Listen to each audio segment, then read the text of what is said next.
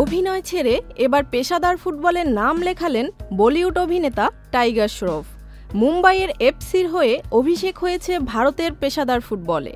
Singham again মুক্তি পাওয়ার ঠিক আগেই ভারতীয় ফুটবলে বেশ সাড়া ফেলে দিয়েছেন ৩৪ বছর বয়সী এই অভিনেতা। মুম্বাই প্রিমিয়ার লিগে মুম্বাই এফসির হয়ে তিনি খেলেন বোম্বে জিমখানার বিরুদ্ধে। বলিউডের তরুণ অভিনেতাদের মধ্যে অন্যতম টাইগার শ্রফ, যার সিক্স প্যাক বহু তরুণীর হৃদয়ে ঝড় তোলে।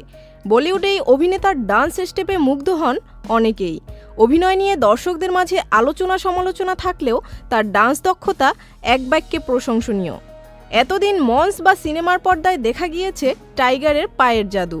যে পায়ে মঞ্চে ঝড় তোলেন টাইগার, সে পায়েই এবার ফুটবল মাঠ মাতাতে চান তিনি।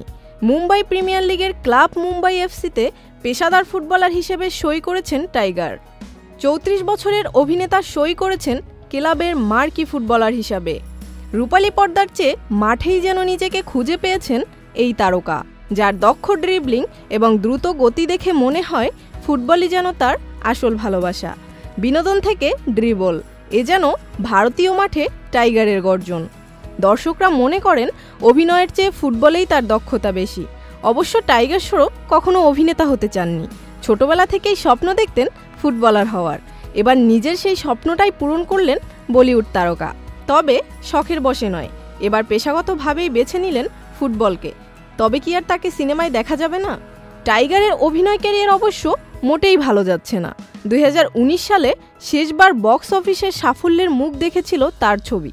ঋত্বিক রোশনের সঙ্গে জুটি বেঁধে ওয়ার ছবিতে সাফল্য পেয়েছিলেন টাইগার। তারপর থেকে বাঘী 3, হিরোপান্থী 2, গণপথ, বড় মিয়া, ছোট মিয়া একের পর এক ফ্লপ ছবি টাইগারের। এরপর একের পর এক সিনেমা করতে থাকেন, কখনো হিট কখনো বা ফ্লপ। তবে থেমে থাকেননি টাইগার। সিনেমায় ব্যর্থতা কাটিয়ে উঠতে না পারলেও এবার মুম্বাই লিগের টাইগারের গর্জনে হয়তো আবারও জেগে উঠবে Mumbai football. Zerin Sumi, channel I.